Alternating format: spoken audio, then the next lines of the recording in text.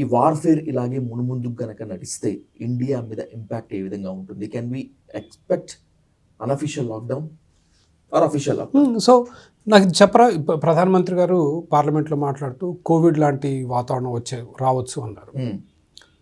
ఎవరు చెప్తారు రాదని? భవిష్యత్తు ఎవరు చెప్పాలండి? ఎవరికి తెలియదుగా. కోవిడ్ వస్తుందని మనం ఊహించామా? కోవిడ్ వస్తుందని మనం ఊహించలేదు. ట్రంప్ వెళ్ళిపోతాడా ఉంటాడా మనకు తెలియదు. ట్రంప్ వెళ్ళిపోతే కొంతవరకు సర్దుమనుగుద్ది.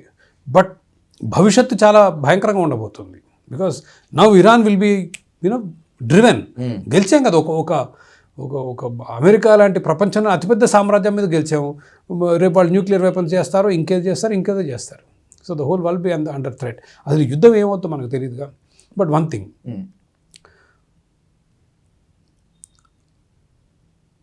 యుద్ధం మొదలైనప్పటి నుంచి అమెరికాలో దాదాపు 25-30% పెరిగాయి ధరలు. $3 గ్యాస్లిన్ $4 అయింది. న్యూజిలాండ్లో కూడా అంతే, 2.5-2.60 ఉండేది, ఇప్పుడు 3.30 3.40 అయింది. వినియోగం తగ్గింది. భారతదేశంలో వినియోగం పెరిగింది. కొరత ఉన్నప్పుడంటే మనం తక్కువ వాడుకుంటాం. తక్కువ వాడటానికి ఏం చేస్తాం? ధరలు పెరిగినప్పుడు తక్కువ వాడతాం. ఇప్పుడు ఉల్లిగడ్డ ధర 20 రూపాయల కిలో ఉంది, అందరు శుభ్రంగా అందరు వాడతారు. 200 అయితే తగ్గిస్తాం. నాకు చాలా చక్కగా గుర్తుంది, మన హోటల్ రెస్టారెంట్లో మనం ఎప్పుడన్నా వెళ్తే ఏమైనా ఆర్డర్ చేస్తే ఉల్లిగడ్డ నిమ్మకాయ పెడతాడు, మనం దాంట్లో పిండుకుంటాం. అవును సార్. ఉల్లిగడ్డ ధర 100 రూపాయలు అయింది అనుకుంటే పెట్టాడు. ఇప్పటికీ హైదరాబాద్లో కొన్ని రెస్టారెంట్స్లో నేను చెప్పనులే కానీ ఆనియన్ సలాడ్కి మనం ఎక్స్ట్రా పే చేయాలి. కొన్నిటిలో ఆనియన్ స్లైసెస్కి బదులుగా కీరా పెడతారు. ఎగ్జాక్ట్లీ. మీకు 100 రూపాయలు అయినప్పుడు ఇప్పుడు మీరు కొన్ని రెస్టారెంట్లు అన్నారు కదా, అన్ని రెస్టారెంట్ కీరా పెట్టేస్తారు. ఏంటి? ధర పెరిగినప్పుడు వినియోగం తక్కువ.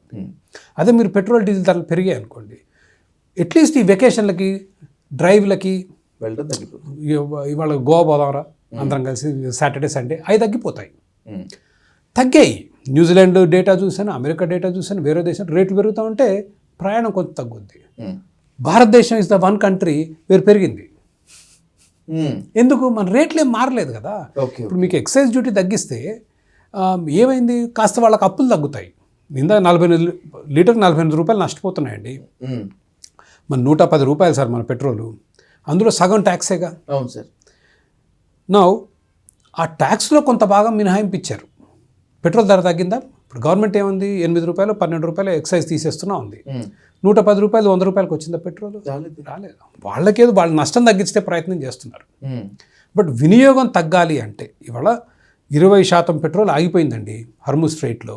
మనకు ప్రపంచానికి 20% పెట్రోల్ డీజిల్ అక్కడి నుంచి వచ్చింది, ఆగిపోయిందిగా. అంతే. మనం కనీసం మరి 20% తగ్గించుకోవాలిగా. మనం తగ్గించుకోలేదుగా. ఎందుకంటే మన రాజకీయాలు అట్లా తెచ్చాయి.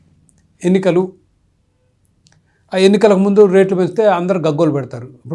ఎప్పుడు ఏ పార్టీ అధికారంలో ఉన్నా ప్రతిపక్షోడు, ఇప్పుడు బీజేపీ అధికారంలో ఉందనుకోండి, రేటు పెంచితే కాంగ్రెస్ వాళ్ళు గొడవ చేస్తారు. కాంగ్రెస్ అధికారంలో పెంచింది అనుకోండి, బీజేపీ వాళ్ళు గొడవ చేస్తారు. This is the sad state of affairs. ప్రభుత్వం అన్నీ మేనేజ్ చేస్తూ they are actually creating lot of problem for the economy. ఆర్థికంగా భారతదేశానికి చాలా నష్టం. ఇప్పుడు 45 రూపాయలు లీటర్ నష్టపోతున్నాం కదా సార్ పెట్రోల్కి. అవును సార్. ఎవరు కట్టాలి? మోడీ గారు కడతారా? రాహుల్ గాంధీ కడతాడా? మనమే కట్టాలి. ఎందుకు మనల్ని మనం మభ్య పెట్టుకోవడం? ఆ 45 రూపాయలు యాడ్ చేసుకుంటే ఎట్లా చివరికి మనమే కట్టేది. No choice. వడ్డీతోటి ఇంకా. ఎందుకంటే ప్రభుత్వం దగ్గర డబ్బులు లేవుగా. 45 రూపాయలకి ఏం చేస్తారు? అప్పు చేస్తాడు. మళ్ళీ అప్పే కదా, అప్పుకు మళ్ళీ వడ్డీ కట్టాలి. ఎందుకు? ఇది చెప్పేవాళ్ళు ఎవరు లేరు ఈరోజు. And eventually will pay. The best thing, ఇతర దేశాల్లో సార్ ఇవాళ క్రూడ్ ఆయిల్ ధర పెరగగానే ఏమంటే పెట్రోల్ ధర పెరుగుద్ది, తగ్గంగానే తగ్గుద్ది. The keep on moving. రోజులో 4-5 సార్లు పెరుగుతాయి, తగ్గుతాయి. మీరు నమ్ముతారా? నమ్మరు. That is what it is. So ఓవరాల్గా సార్ ఇప్పుడు ఒక ఇంపార్టెంట్ క్వశ్చన్తో ముగిస్తాను. ఒక పానిక్ ఫీవర్ వచ్చింది, పెట్రోల్ డీజిల్ రేట్స్ పెరిగిపోతున్నాయి అనుకున్న వెంటనే జనాలు అసలు నిజమా కాదా అని తెలియకుండానే మొత్తం అంతా వెళ్ళిపోయారు. అవసరం లేకపోయినా కూడా ఫుల్ ట్యాంక్స్ కొట్టుకున్నారు. గ్యాస్ దగ్గర మాత్రం నేను కొట్టించుకున్నాను, మనకు తెలియదు. అంతే సార్. అవును. ఇప్పుడు మన వినియోగాన్ని మనము అదుపులో పెట్టుకొని ఎంత మేరకు వాడుకోవాలో, ఎంత మేరకు వాహనాలని వాడాలో అంత మేరకే వాడుకుంటూ ఉంటే ఈ పరిస్థితి రాదుగా. రాదండి. బట్ మన విధానాల్లో సమస్య. ప్రజలారా మీరు పెట్రోల్ ఇప్పుడు ప్రభుత్వం అదే అంది కదా, ఎక్కడ పెట్రోల్ కొరత లేదు, డీజిల్ కొరత లేదు, కాబట్టి బంకుల దగ్గర ఎగబడకండి అన్నారు. ఏం చేశారు? ఎగబడ్డారు. You are unnecessarily telling them. ప్రభుత్వం ఎప్పుడైతే అన్ని బాగానే ఉన్నాయంటే ప్రజలకు తెలుసు ఏవి బాగాలేదని. Okay, so they run. ఇప్పుడు అనుభవంగా అండి, మనం ఎన్నిసార్లు చూడలేదు. So this is what I'm saying. మనం మార్కెట్ వ్యవస్థని కనుక గౌరవించకపోతే, మార్కెట్ వ్యవస్థను నమ్మకపోతే, భారతదేశ వెనకబాటుతనానికి మనం మార్కెట్ వ్యవస్థను అర్థం చేసుకోకపోవటం మన పెద్ద పొరపాటు. ఓకే, న్యూజిలాండ్లో లైన్లు లేకపోగా there is less traffic at the petrol bunks. ఎందుకని? పెట్రోల్ వినియోగం తగ్గింది కదా. వాళ్ళు తగ్గించుకున్నారు కదా. ఎందుకు తగ్గింది? 2.65 నుంచి 3.30కి వెళ్ళింది పెట్రోల్ ధర. 2.65 నుంచి 3.30. నేను ఎప్పుడన్నా మార్కెట్లో ఏ ధర ఉంటే ఆ ధర కానివ్వండి, ఆపొద్దు అంటే అందరూ అనేది అంటే నీదేం పోయింది, నువ్వు అట్లే అంటావు, బీదోడు ఏం కావాలి, రేట్లు పెంచి. And New Zealand solve it perfectly. వాళ్ళ దేశంలో బీద ప్రజలకి వారానికి $50 ఇస్తున్నారు. Okay, done, finish. కానీ you don't mess with the market. Petrol ధరలు కెలగటం, 45 రూపాయల నష్టం భరించడం, అదేం చేయరు వాళ్ళు. మీరు బీద ప్రజలే కదా, మీకు మీ సమస్య బీద ప్రజల.